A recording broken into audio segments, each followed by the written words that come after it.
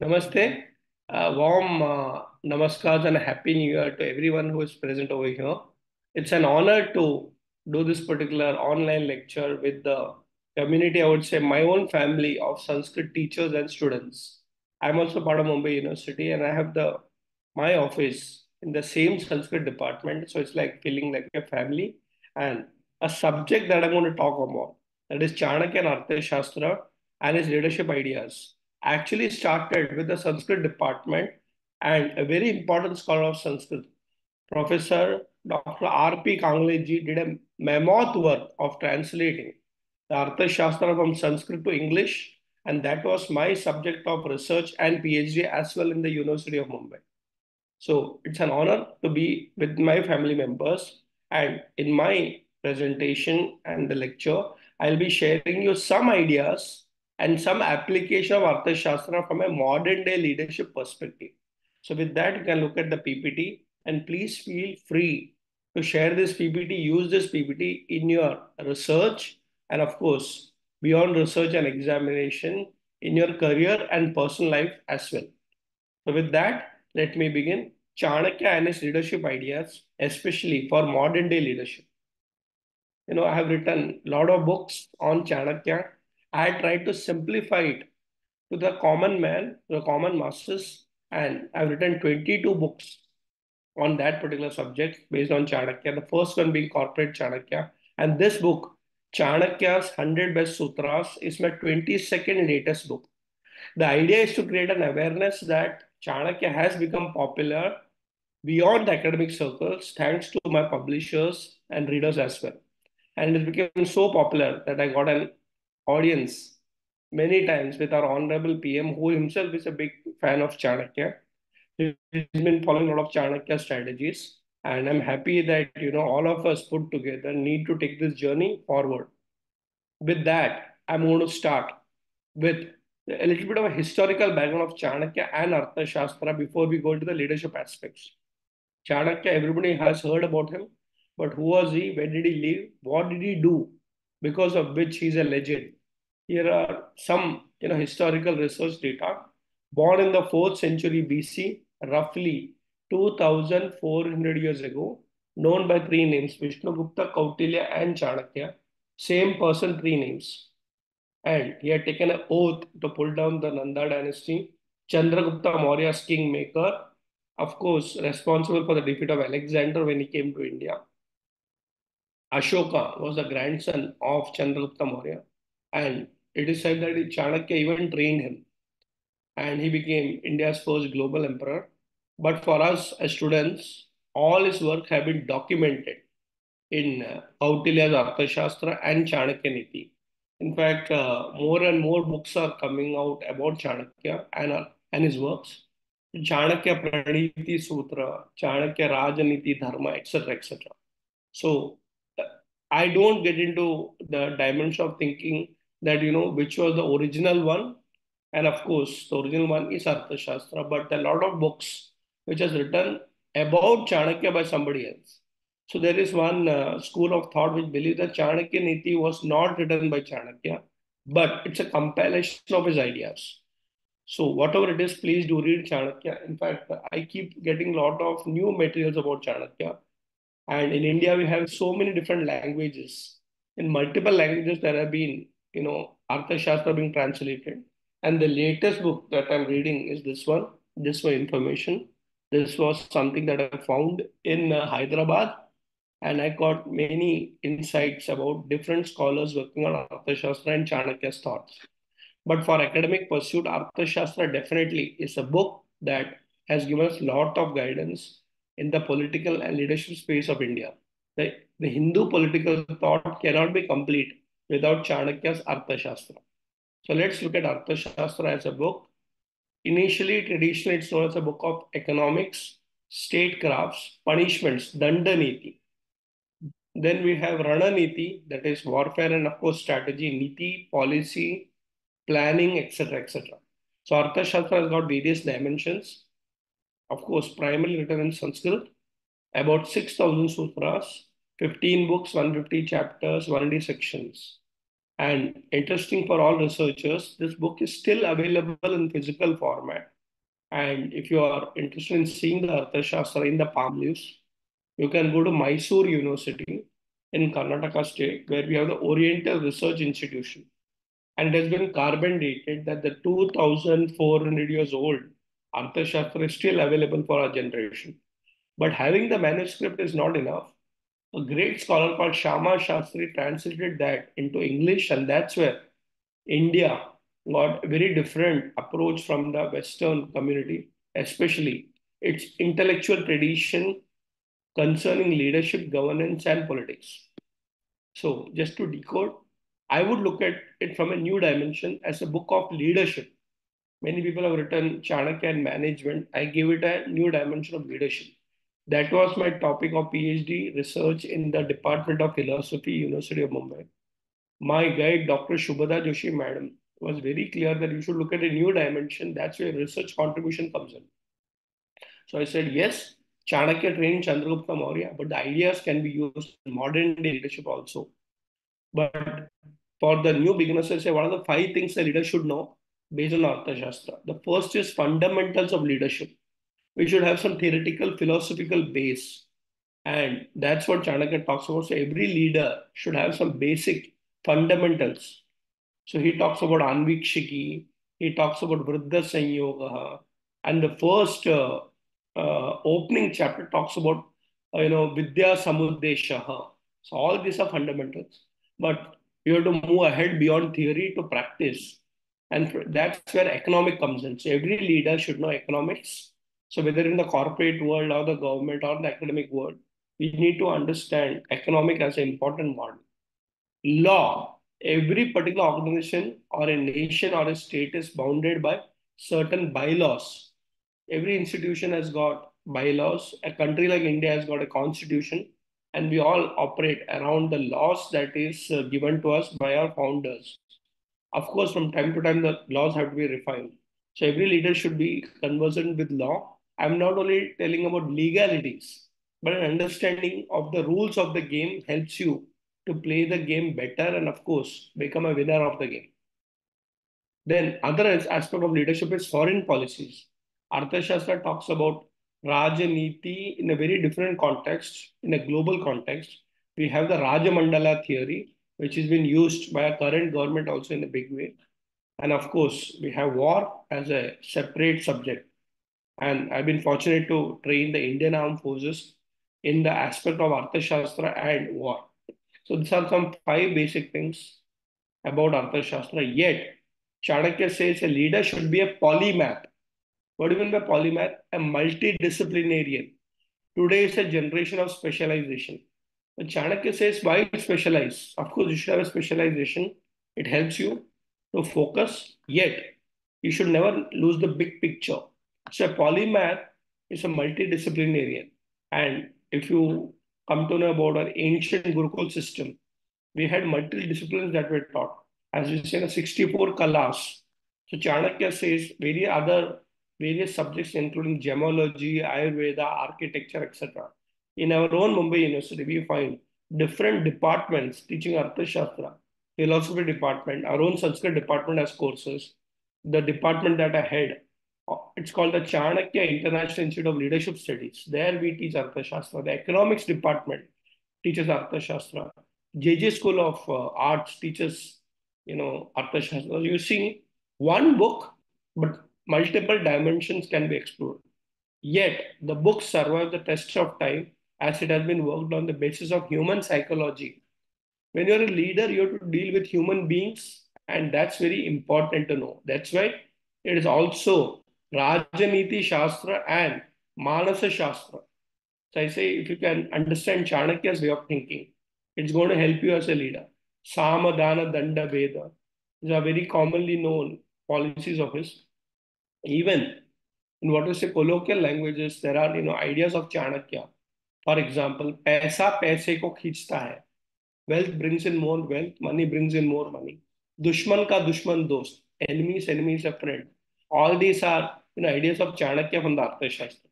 So a leader should have all this multi-dimensional approach as a polymath. Now, let me come into some of the sutras. We start with a salutation and what we call Mangalacharan. Arthashastra starts with invoking two great gurus of Arthashastra. Kautilya's Arthashastra is not the first or the last Arthashastra. The previous acharyas, he mentions two of them, Shukracharya and Brahaspati. Om Namaha Shukra Brahaspati Bhyam. So he doesn't say I'm the inventor of Arthashastra. He says there are so many, and I have only tried to understand them and giving it a modern day approach. During that time, Chanakya was modern. Today, we have to reinterpret it. And what I'm going to do, I'm going to give you a few ideas. Let's start with a very popular one called as Saptanga, or the seven pillars of a kingdom. They are also known as Sapta Prakriti, the seven Prakritis of a kingdom or a Rajya. Remember, we are training a leader to lead a kingdom. Or in today's world, we can say a nation state. But what are the principles? So here is a small story. A student comes to Chanakya and says, I'm supposed to lead a kingdom, but what does the kingdom consist of? And here is the answer that he gives, and it comes right in between Arthashastra's book number 6, chapter number 1, and sutra number 1. The Sanskrit one and the English one, translation by R.P. Kangleji, is used in this PPT. Swami Amatya Janapada Durga Kosha Danda Mitrani Prakriteyaha. So, what is seven pillars or seven prakritis of a kingdom? Swami, the king. Today we can call it unigender also, multiple gender also. It can be queen also, but he or she is the leader. Amatya, the minister. Janapada, the country. The praja, without a praja, what is a kingdom? Durga, fortified city. Kosha, treasury. Danda, army. Here, danda is not about punishments. Here, the connotation is army because a strong army is required. And ally, mitra, are the constituent elements of the state. So, Saptang, all of them, if they're in place, then you have a great kingdom. So, first starts with leader, along with mantris, happy citizens, good infrastructure, strong finances, a well equipped army, to fight against the foreign invaders and internal problems. And of course, mitra, sambandha, your foreign policies and relationships matter a lot. If all of them are in place, the leader is good and the country is very prosperous and a developed nation. Can we look at it from a modern day perspective? This is my interpretation of the Saptanga. So let's say Swami, Amatya, Janapada, Durga, Kosha, Danda, and Mitra. Let's take an example of, let's say, an education institution. Let's say school or a college or a university. A Swami or a Swamini is the leader. So let's say you take the example of a college. There'll be a principal. But can the principal run the whole institution or the college? No. Then you'll have Amatyas or teachers. In the university, the Swami is like the vice chancellor and the Amatyas are the HODs, the head of departments. Then comes Janapada, the students. Durga, the infrastructure. Today it's physical and digital. Kosha, the finance required. Maybe it's government funding or it could be a private university or, you give fees, sponsorship, whatever. So that's Kosha. Danda, you require non-teaching staff, which is generally called as administrative staff. So they are also important. So when you come to the university or a college, you have the administrators who may not be teachers, but in the office, they manage your, all your processes, systems, fees, I-cards, hall tickets. So this is also important. And then finally, Mitra. So I come in as a Mitra over here. And, all Sanskrit teachers, Shakuntala ma'am, Adi ma'am, everybody else are my Mitras. So they come and teach in my institution. So this is where collaborative leadership comes in. So if you're a leader, that's great, but you have to work with other leaders. So in the university also, we have HOD meetings, all are Mitras, and we have a Swami who will come and address us. So this is a kind of a system that can be modernized in today's leadership also. So all of them are in place. So we have a great leader, great Amatyas, happy citizens, or students. Then we have good infrastructure. Today using digital Zoom, but beyond that also we can meet physically also. That's what people want. And of course, parents are sorted out. You have a great systems along with Danda support systems and finally Mitra. So think about Arthashastra coming in from a modern day perspective, this Saptanga. I will move into a few more sutras.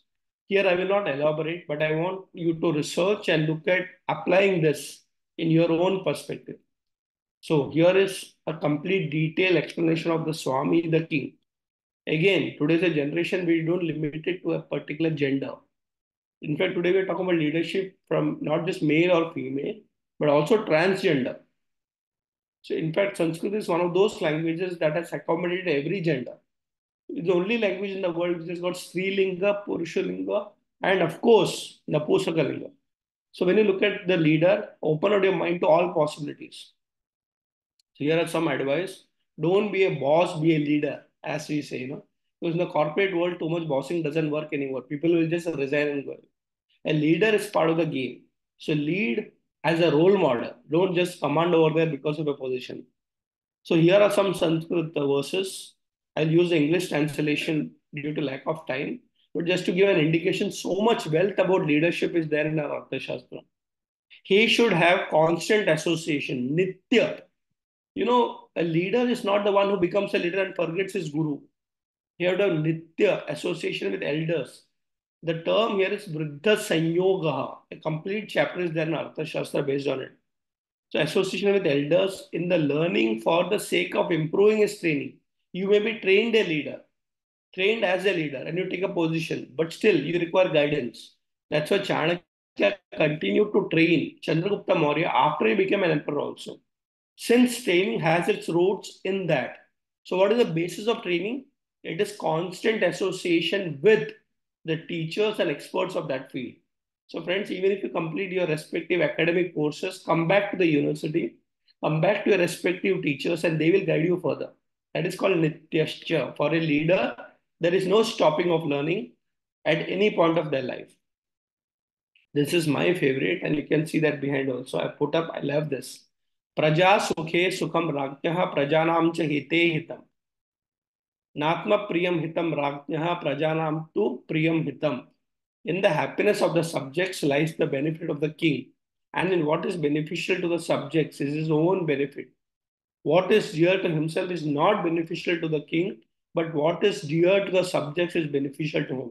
R.P. Kangleji's translation. Two key words in Sanskrit, Sukha and Hita. You need to balance both of them as a leader. Everything that is Sukhakari may not be Hitakari, and Hitakari may not be Sukhakari, but you have to balance both. A simple example is, suppose you are having fever and you go to the doctor and he wants to give you an injection. Remember, the injection is not Sukhakari, but that medicine is actually Hitakari. At many times, the leader has to use Dandaniti, which people may not like. There are new laws, new punishments that come in. Yet, please understand, the leader has to look at the big picture. In fact, Arthashastra for this reason is also called as Dandaniti Shastra. So, sometimes if you don't punish, you are taken for granted. If you punish too much, you are taken as a terror. So, this balancing Sukha and Hita, that should be the attitude of a leader. No personal benefit at the same time for the Hita and the Sukha of the Praja, for the overall Rajya, he has to take those decisions. The right attitude is Praja with Sukha and Hita. Now, this is another quality of a leader. How should he or she be? Energetic. It's very important that he has the energy and drive, not from outside, from inside. Utsaha. In fact, it is the leader's ultimate quality is called Utsaha Vardhaka. Number one, he should be Utsahi and he should make sure his team also is inspired. So, inspiring others is the quality of a leader. Chhatrapati Shivaji Maharaj had this amazing quality. Inspired leader, inspiring his other leaders. So, if you look at, Tanaji and the various other great leaders that were with him, you are inspiring them. Okay, go ahead. I'm a role model, and as they say, you should also be a role model, inspiring others to become leaders. I read something very nice. A leader is the one who creates more leaders, not followers. In fact, even in a teaching fraternity, it is told a good teacher is the one who creates more teachers, not just more students. So that's where leadership is about Utsaha Vardhaka. If the king is energetic, his subjects will be equally energetic. If he is slack and lazy in performing his duties, the subject will also be lazy, thereby eat into his wealth. So if there is an economic downturn in a country, it is directly because of the leader's quality. He has become lazy. Besides, what will happen if you are lazy? If the king is lazy, he will easily fall in the hands of the enemies. Hence, the king should himself always be energetic. So you have to have that energy and inspiration to inspire yourself and others. Remember, you may take a break, you can take a rest, but a leader doesn't have a holiday. It's a 24 by 7 responsibility. Always alert and vigilant and energetic is the quality of leader. Arthashastra. Very important. Now we come to a little bit of a strategic thinking. Now the king has to be very well informed. Pratyaksha Paroksha Anumeya hi Raja Vrittihi. The affairs of a leader or a king is of three kinds: directly perceived, unperceived, and inferred. So, what does it mean? What is the work of a leader? To think, analyze. And in our Indian philosophy, we have these six philosophies, or what do you say, darshanas, and their methods and process. As students, you have already studied this and you can get guidance from your teachers. A worker works, a manager manages, and a leader leads into another generation through thinking. So, information gathering. Today we have the IT generation. Information is not a problem today. You can go to Google or Chat GPT and you can get hundreds of information beyond what you already knew. But that is not enough.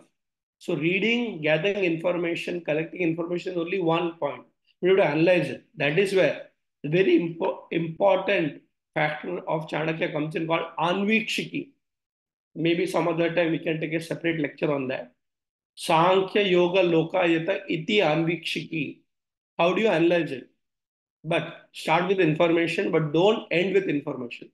As one of the Sanskrit scholars said nicely, Google search is not research. Google search and gathering information is the starting point of research. So go beyond just information to analysis and application. And remember, Chanakya was a result oriented person. Very important for a leader. Inspection and reporting.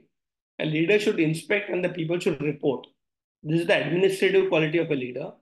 He should constantly hold an inspection of their works, men being inconstant in their minds. Like as teachers, we don't take regular, attendance, exams. You'll also become lazy. Array, chalta hai. No, you have to be alert. So, Chanakya talks about that as a part of the administrative mechanism that he creates. Of course, now we come into practical finance management. Kosha Purvaha Sarvarambaha. All undertakings are dependent first on the treasury. And therefore, he, the leader, should look into the treasury first. So, is Chanakya money minded? No. I'm not telling you that you have to be money minded, but you have to be money conscious. Please understand, we are talking about Arthashastra for a leader. If you don't have grip about your budgets, if you don't have understanding about the economic models, you will never be able to lead. India was the richest part of the world because we understood a very different economic model. Currently, what we're using is all coming from the West. Of course, we can take the best from the West also, but our model is to make a leader who is financially alert and vigilant. So, kosha is very important. So, you saw kosha comes in Saptanga, Swami Amartya Janapada Durga, kosha, then Danda and Mitra. Maybe all of you can study more in detail about it later. Now, here comes another part of kosha, being active. The other quality was being active, but economically active. That's why all governments across the globe make sure there is continuous economic activity going on. Otherwise, the whole world will go to recession. So the best way to bring in economic activity is to create some festivals, some, way that we keep having some give and take relationships. And therefore, in India, we are very blessed because we have a festival economy. And you will see that, festivals keep coming and going, the money rotation happens. Be ever active in the management of the economy because the root of wealth is economic activity. Inactivity brings material distress. If you have lots of money and you are lazy, gone. Without an active policy, both current prosperity and future gains are destroyed. So, charati, charati, charati. Keep walking, keep doing. The work of a leader is to keep working. So, you have to not just work. I'm not telling you to get burnt out, but you have to be alert, plan out. And as Swami Chinmayananji, the spiritual master, said, plan out your work and work out your plan. Be very active financially and economically is a suggestion for a leader given by Chanakya. And here is my last slide. Keep yourself updated. You cannot say, I was a MA in Sanskrit, PhD in Sanskrit. That's all fine, but a lot of things change, and you have to keep attending at seminars. You have to keep reading updated books, journals, and continuous study. You have to be updated. That's why after PhD also we have postdoctoral research, a lot of seminars that we keep attending, organizing. Why is this important? Because your brain or your intellect should not become lazy. So how do you update? Every field gets updated from time to time. Continuous study ensures a trained intellect, but don't just become an intellectual. Be intelligent and apply those ideas into practical application. So from intellect comes practical application. Otherwise, running around without a clarity is also not good. So be clear, get ideas, but apply. And from practical application results, self-possession. You become an expert. So what is the three-step process Chanakya talks about? Education, study, continuously study, but what you study and understand, apply it, and what you apply, you become an expert of that particular field. So keep yourself updated. So these are the few of the ideas. Quickly, we'll recap my favorite Saptanga or Sapta Prakriti that we saw. Swami, Amatya, Janapada, Durga, Kosha, Danda, Mitra. So all these, if you look at from a corporate world or education world or even a government, all these models are still relevant. I just want to stop here by telling, remember, our great Indian culture and the wisdom that we have is not ancient, but they are eternal. I'll repeat, Chanakya's wisdom or the great Indian wisdom are not ancient, they're eternal. But every generation has the responsibility to modify it as per the requirement of that generation. I just showed you some few examples. Please do some chintan and manan on this, and you will get your own ideas of Chanakya. With that, I like to stop, and I'll be happy to meet all of you in person whenever an opportunity comes in. Thank you so much. Namaskaraha. Shigram milama. Dhanyavadaha.